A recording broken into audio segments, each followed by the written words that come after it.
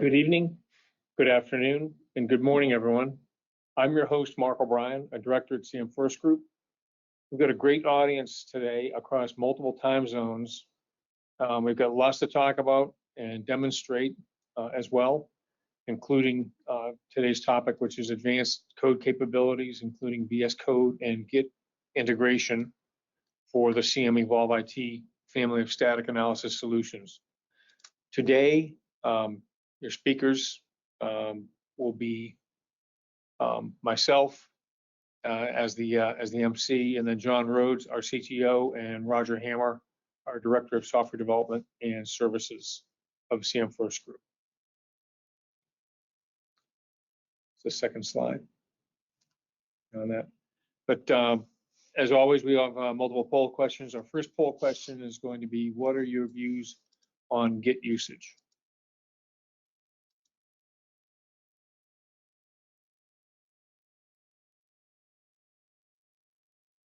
Looks like the bulk are looking into it. Actually, plan to evaluate is the most popular response, with half the respondents looking at that and looking at it, trying it out. A good representation on the votes. Thank you for that. We'll set up one of our demonstrations this morning. So today's agenda looks like we're going to have John Rhodes talk about problems with enterprise analysis on the IBM. And one of those solutions is using static analysis, and be a demonstration on that, and then followed by a VS Code integration. Roger Hammer, our Director of Software Development, will be and Services will be handling that. And that will lead into a discussion about futures, as well as, and then a Q&A session as well too. So at this point, I'm going to turn it over to John Rhodes. And John, were you surprised that half of people are kind of just investigating it right now? Yes. Yeah, I'm surprised. A little surprised. I thought it'd be further along. Certainly, very popular source code management tool. So yeah, so just remind everyone that if you have questions, there's a question section to the GoToWebinar. You can just type it in there, and we'll address those all at the end. Okay. So for folks who don't know about CM First, we're a company really focused on providing reliable, rapid, and cost-effective software tools and services to help you optimize and transform applications, legacy applications on the IBM I and IBM Z. Today we're going to be talking about the IBM I AS400 platform, as we all know it affectionately. So we're headquartered here in Austin, but have folks in different places around the world. Certainly partner with Broadcom and popular IBM I or AS400 code generators, CA2E and CA Plex, or something we work with. And also, we help a number of enterprises on the IBM I and IBM Z platform.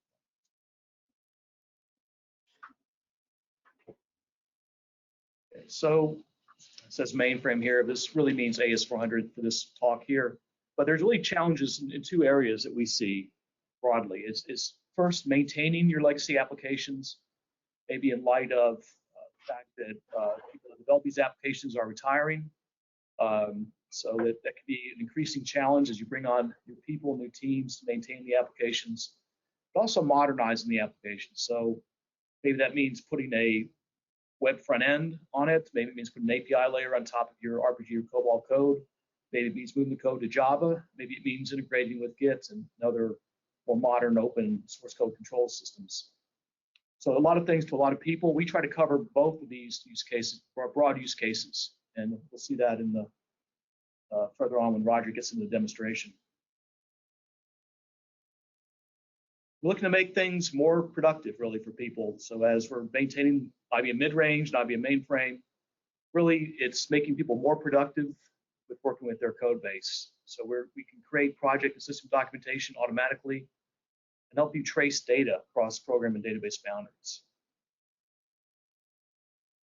Okay, so really we're trying to get away from scanning source. That's really the idea here. Okay, so let's get into next poll question. So the next poll question is dealing with view on VS Code and modern IBM I development. And again, some of our options are going to be, is it implemented in production? Are we trying out these technologies? Just looking into it at this point, or fixing to look into it, as we would say in Texas, or is it just not on the radar yet?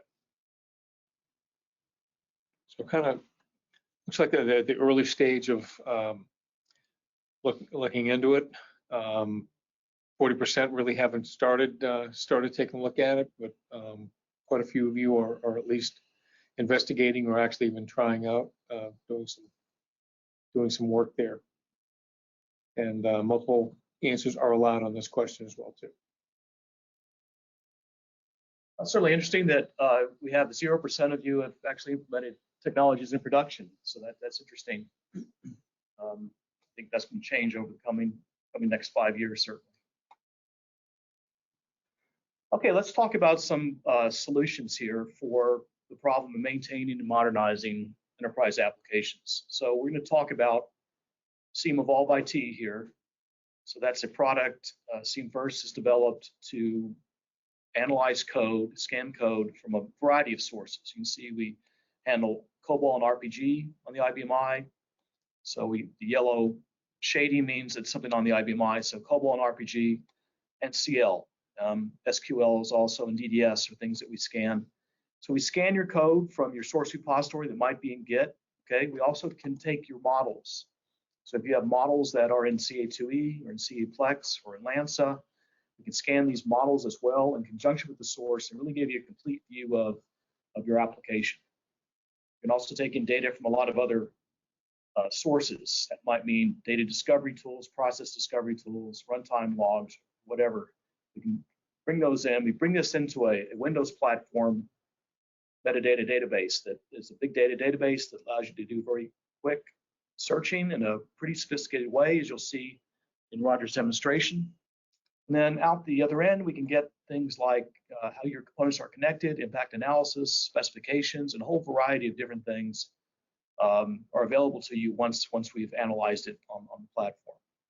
This platform can be cloud-based. It could also be located and installed on-premise. And I think without any further background, I think we'll just turn things over to Roger to talk about use cases and do a demonstration. All right, thanks, Sean. So in terms of use cases today, evolveIT has what we call the portfolio dashboard. So there's several elements to that. Excuse me. And so we'll talk about the dashboard with statistics and some of the elements related there. We'll get into the asset browser, which is where we spend most of our time analyzing the source code or the models, whichever case it may be. We're going to look at CL's kind of top-down analysis. We're going to take a look at tables and how do we find where that table is used. And then we're going to do some custom code searches, understanding how we can search across the full source code base and analyze and understand where, for example, fields are found, and then continue to diagram and get reports out of evolveIT, as John said, very quickly. So there's a lot of easy point and click kind of functionality here. And to wrap up, we're going to look at data lineage. Data lineage is a data flow capability which identifies where data is used across all the applications. Once it knows which of the programs have the data in it, then we can actually run a data lineage path analysis. This is all run in the background. And so we're going to show you the results of one of those so you can see how you can actually see data flow across different application programs. All right, so I'm going to take control now and present my screen. There we go. Let me move my webcam out of the way here. Okay, so you should be seeing the dashboard here, the portfolio dashboard. What this does is it provides a high-level view of all the components within your application. This is a smaller application, a little over 1,000 programs. You can see we've updated this some, so there were 13 in update. some other components here, table count, some file count information. And so we can drill down into some statistics, get a sense of what's there. Again, small applications, so reports, tables, screen information, mostly programs in this case. And then we have view information, menu information. So we can add menu information into evolveIT. We can understand how those menus interact with the programs or CLs and how they drive the application. Once we're into the asset browser itself, we've got programs, copybooks, again, the relevant components to your application. And so let's get started with a quick review of a particular CL is kind of where I want to start here. So you can actually select what you want to search within the application. So I'm going to search for a particular program, or CL in this case. Let's see here. Oops. So there's the CL I want. So I'll search that. So I have only that one showing. And then I can go to the relationship. So you can see here, I see that there are 3 programs shown here. I can see what those program names are, and I can see, that they're CLs in this case. So from here, I'm going to drill down into a view here with a call graph. So you can see in this particular case, we're seeing a CL that calls 3 other CLs. So we've got a top-down view. And what's interesting here, a number of things about evolveIT is you can drill down further. So I only asked for kind of one level.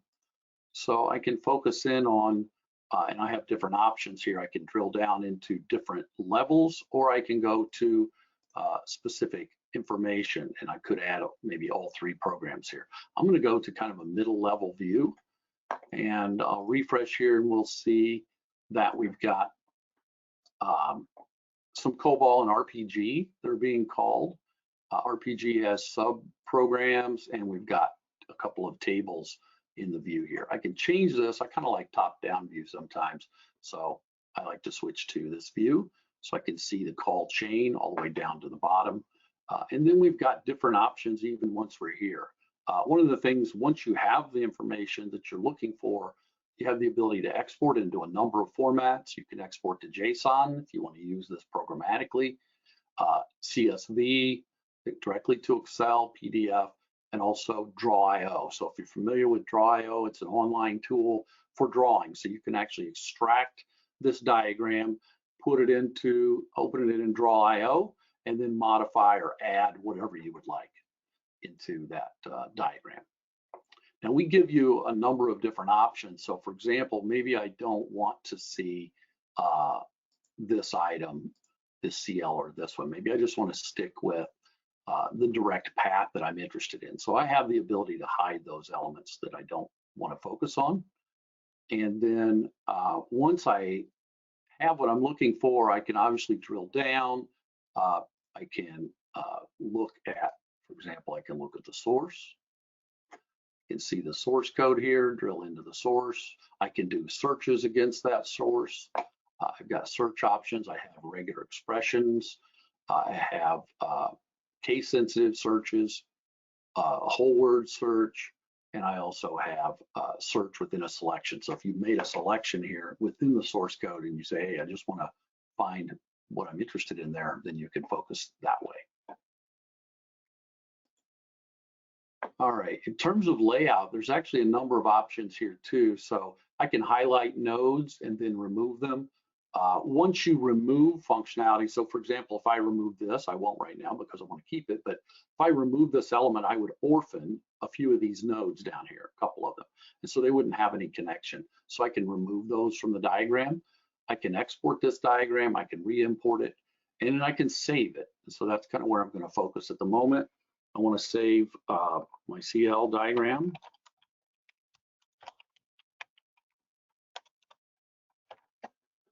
And I can add some notes if I want here. I can also make it public if I want. So I can share this with others if I found some interesting analysis that I want to share.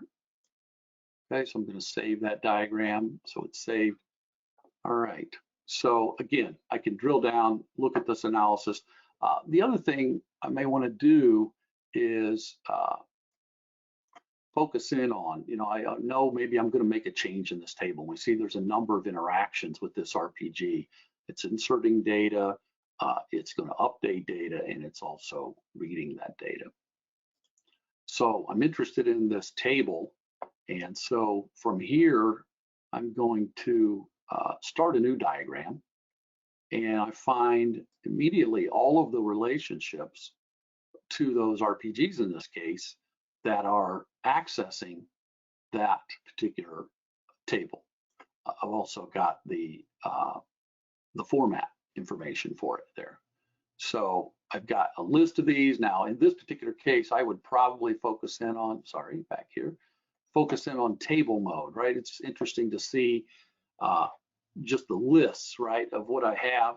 I've got the table here. I can see when I select it, everything lights up because it's related to that.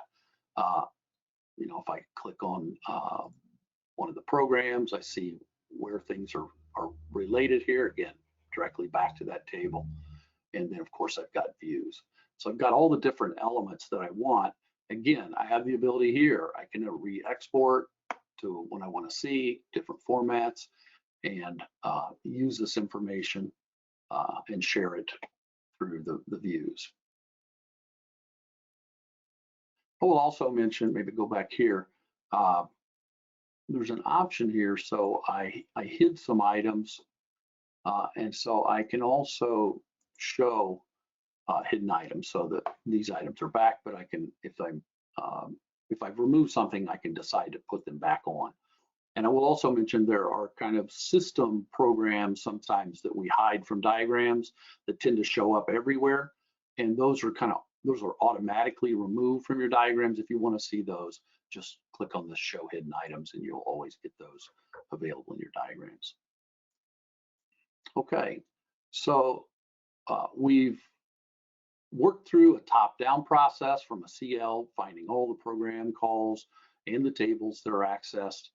We've built a bottom-up view of that table, looking for what are all the programs, and also there's some views over here that are related.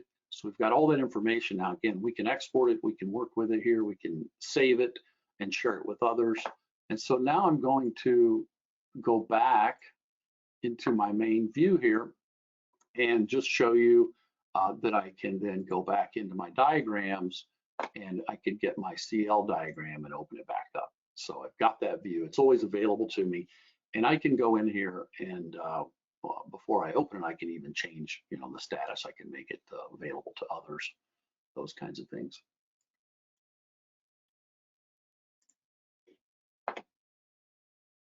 So, obviously there are other component types here. We can look at copybooks, screens, reports. We can see, for example, all of our tables if we want to start there and search by table and build these diagrams bottom up in this case from the table perspective view.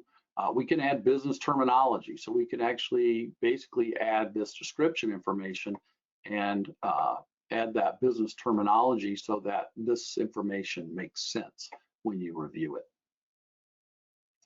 Next, I want to focus in on text search. So text search is an ability to search across all of the application set. Again, we have asset type selection here, so I can select all the different types that I want to search. I'm going to focus in on programs, and I'm going to search for a field,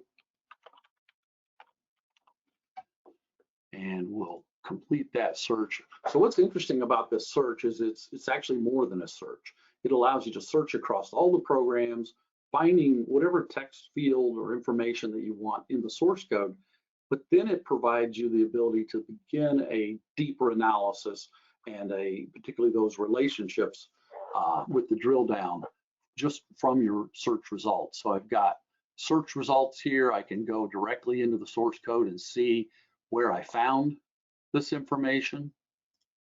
And once I decide I'm interested in focusing in on one of these programs, then again, I'm back to my view. and I can open up a diagram directly from my search.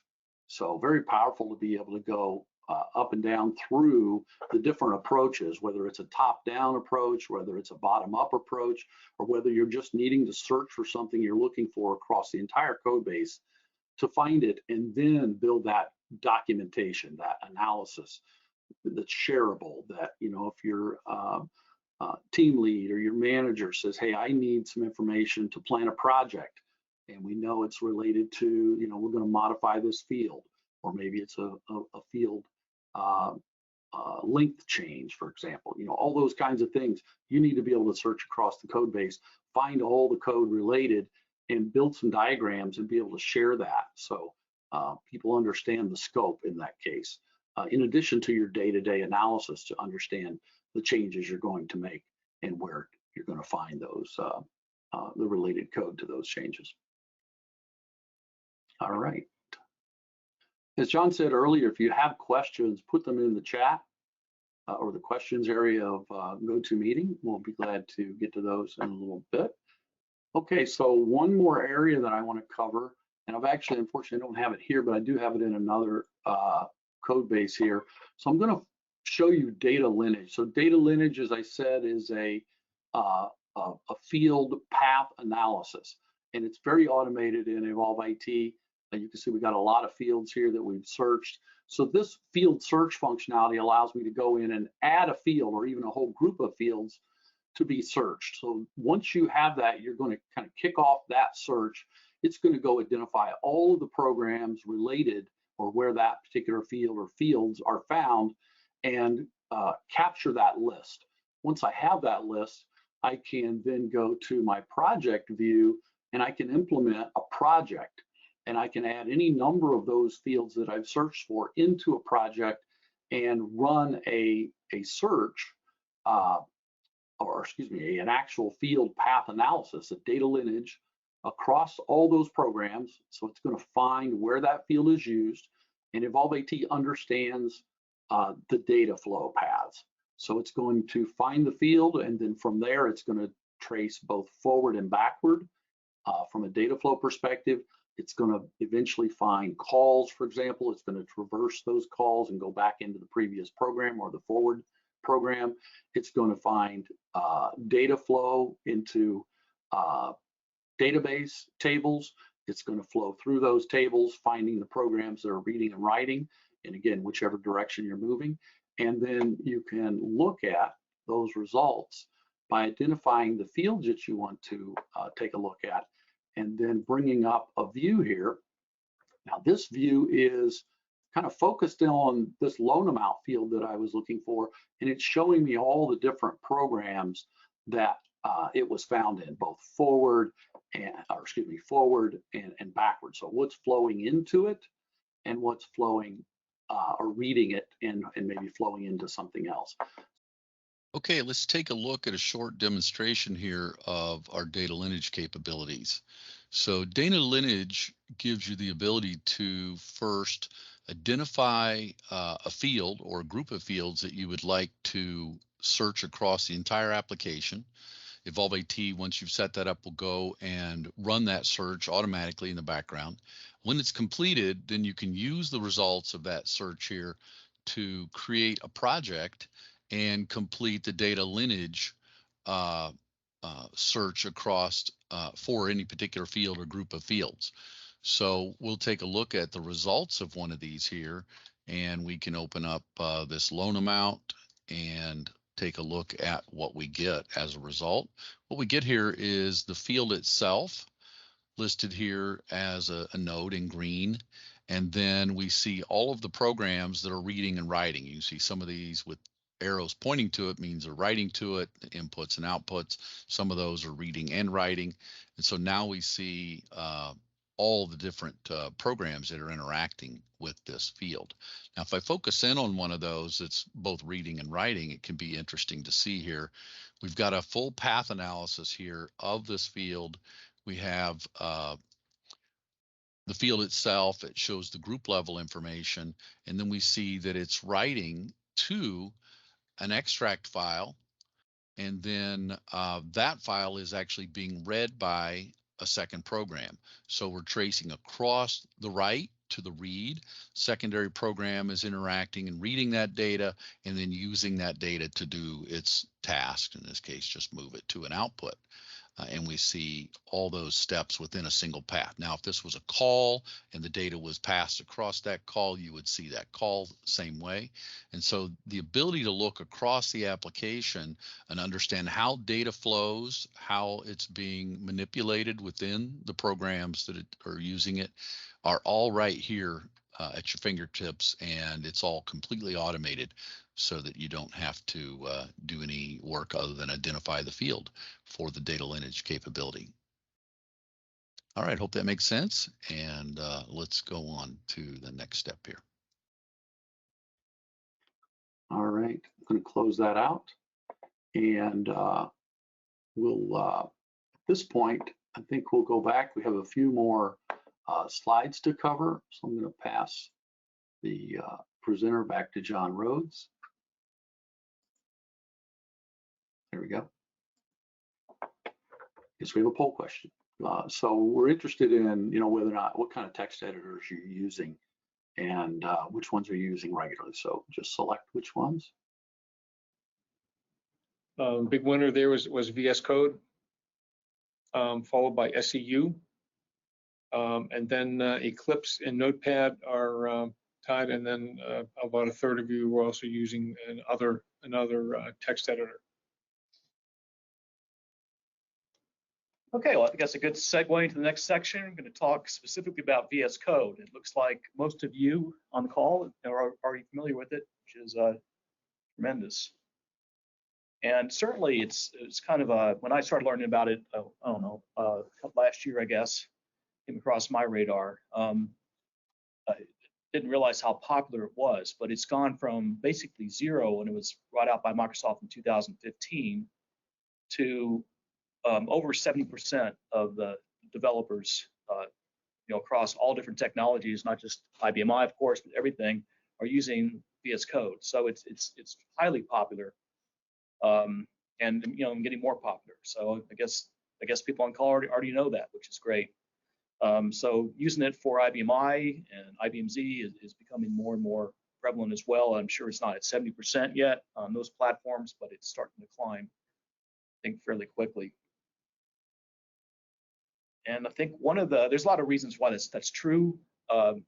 One is it's cross-platform, so you can run it on your Mac as well as your not IBM I, but your Microsoft, workstation, Linux. So it makes it very, very friendly for all different types of developers. But really, another key area is that there's just a lot of extensions out there. It's relatively easy to write extensions. It's, definitely easier than with Eclipse. And we're starting to see a lot of IBM I specific extensions get out there. Especially folks at Halcyon Tech have provided a number of sponsored a number of open source projects for IBM I, and also you'll start to see some stuff from IBM even getting out there, and as well as just all different other types of platforms and technologies. There's all kinds of integrations are out there. There's a plethora of them out there. So we're going to focus right now on one.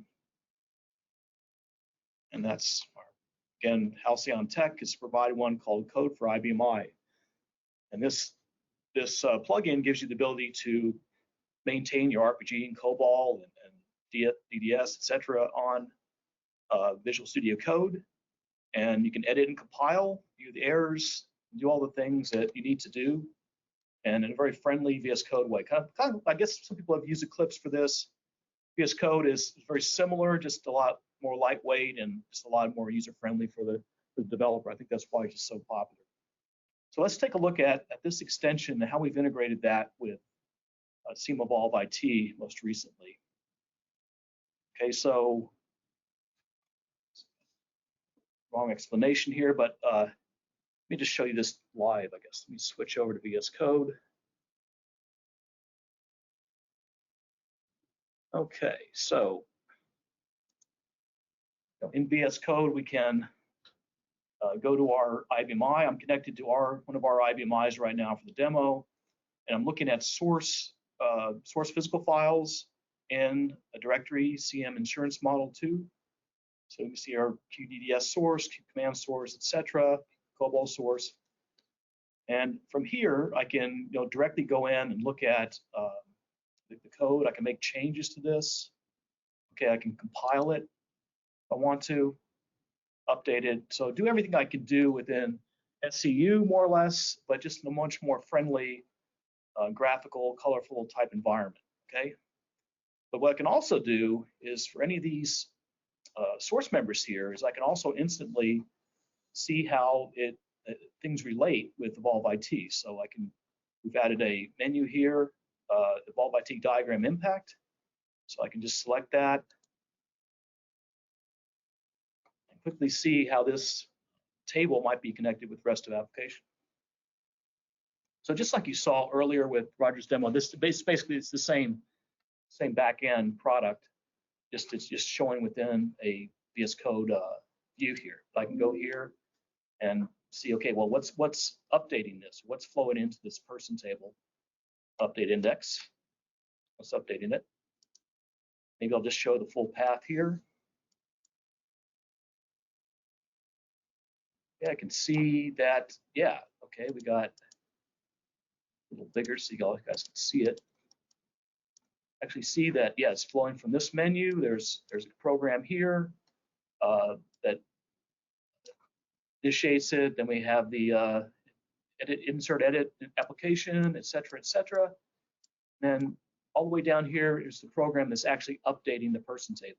Okay, so we can see that here's where the subroutines are located that do the updates on this view, which updates the table.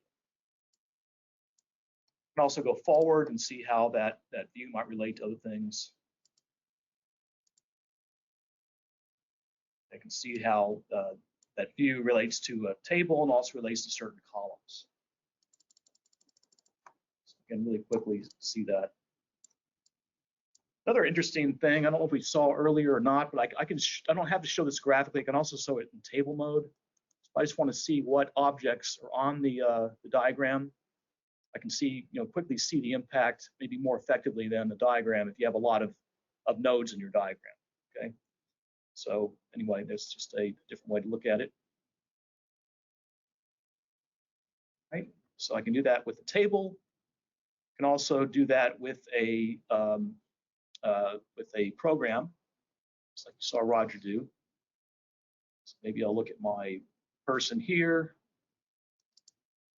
and let's just go and see how that program is structured or related.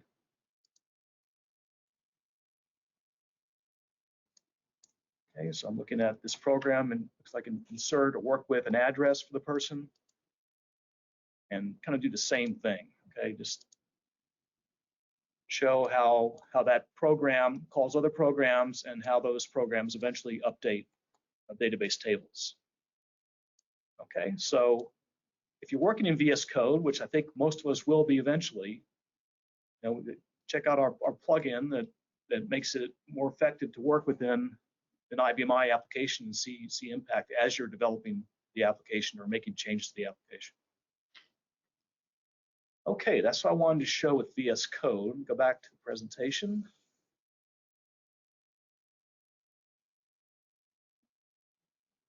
All right, again, any questions you have, please put into the question section. I can see we have a few there already. Okay. So Roger, you want to talk about what we have in the pipeline for our products?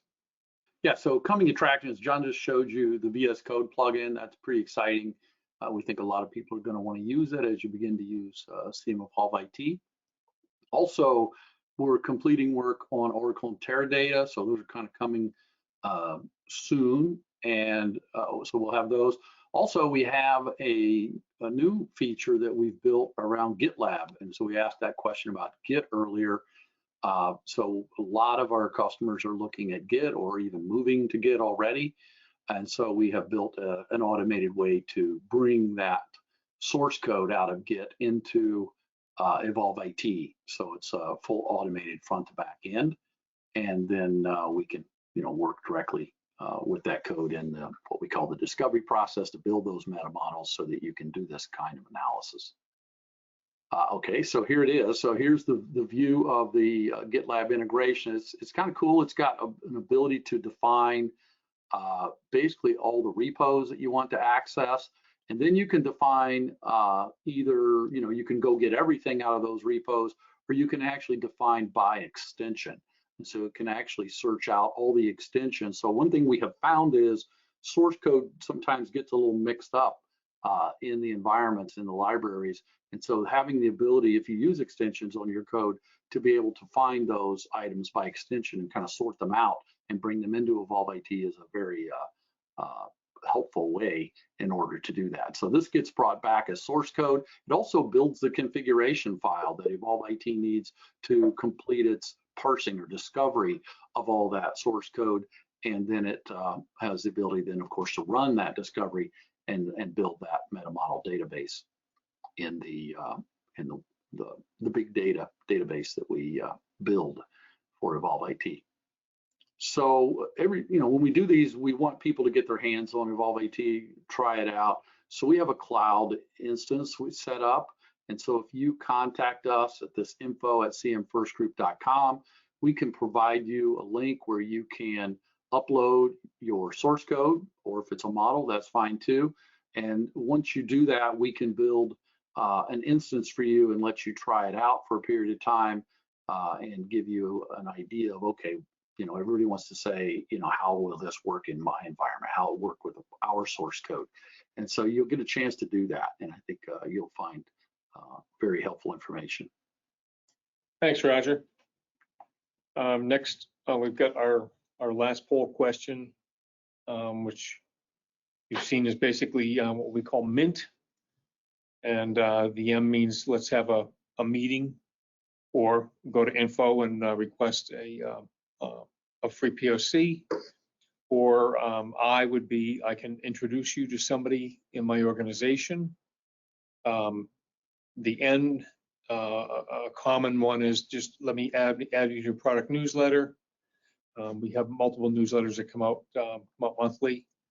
And the T would be that you should talk more about this to another group. So with that, I think we'll get into some of the questions. So Q&A, one question I know that came up early was, what's the price model for CM evolveIT on the IBM native code? I guess this would be to you, Roger. All right, I'll share my webcam again so I can speak to you. So yeah, so we keep it simple. The simple model we use is basically to identify your programs, the count of your programs, and then we have a tiered approach to providing pricing depending on the number of programs that you have in your particular applications that you want to analyze. So pretty straightforward. Okay.